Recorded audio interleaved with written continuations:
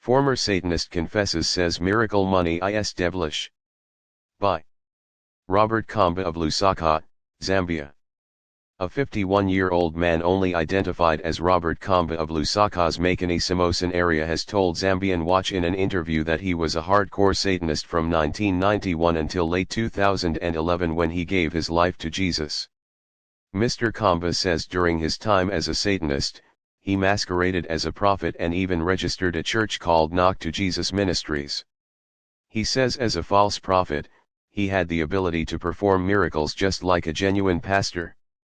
Mr. Kamba says he was able to heal the sick through prayer and also made prophecies to individuals which later came to pass. He says of all his miracles, it was his ability to create miracle money that made him popular during that time in areas such as Livingstone, Mazabuka, and some parts of Lusaka and Copperbelt. I used to interact with top businessmen, politicians, and some pastors because I was able to make money for them. You find that a politician has buried money in the ground and you accuse him of stealing it from the government. How can he steal so much without being noticed? It wasn't stolen from the government, it was made from under the sea, explained Mr. Kamba in his Bimba dialect. Asked how they used to make miracle money in the kingdom of darkness, Mr. Kamba said it used to be done through a process called blasting. After so many years in Satanism, I became an expert in making miracle money. What normally happens is that they use different types of things as raw materials. Some of them are a very rare land animal which in Bimba we call acacia lilwe and also a sandabana. They also use teeth, breasts, and genitals of people they kill and also the private parts of a hyena. Once these things are gotten, they are mixed with other materials which I obviously can't mention now and some evil spells are said and a number of processes follow. Normally this is done in quiet places like lodges. In our case, we used to do it here in the Lusaka West area, he said. Normally, the money comes in bulk. So, we used to employ certain methods so that it goes where we want it to go, he explained. Asked about the appearance of the miracle money, Mr. Kamba said, actually you can't tell which one is miracle money and which is genuine money. All the features are the same. They have their own serial numbers.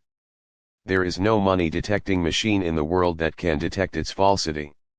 So, you can't tell. He added that receiving miracle money had its own challenges. In my case, yes, I was a prophet who used to make that miracle money but I never chewed any of it after making it. It used to come with conditions. For instance, we would be told you can't sleep with your wife during a certain period of time, you can't bathe, you can't go to the toilet everybody else goes to, and a wide range of other conditions, he recalled.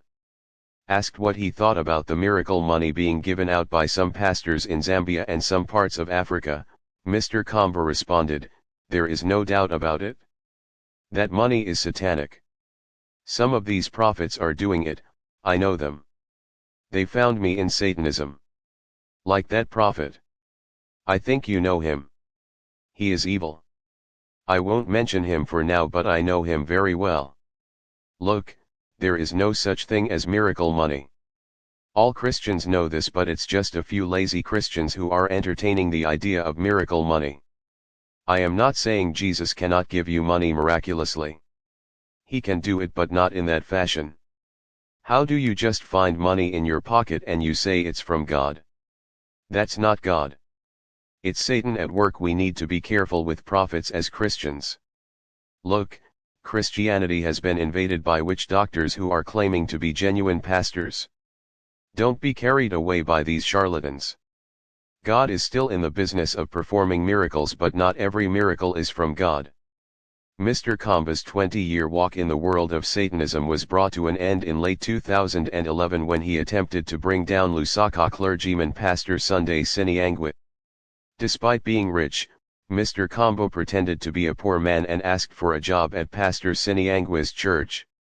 After getting a job as a garden boy, Mr. Kamba started planting satanic charms at Pastor Siniangwe's church compound.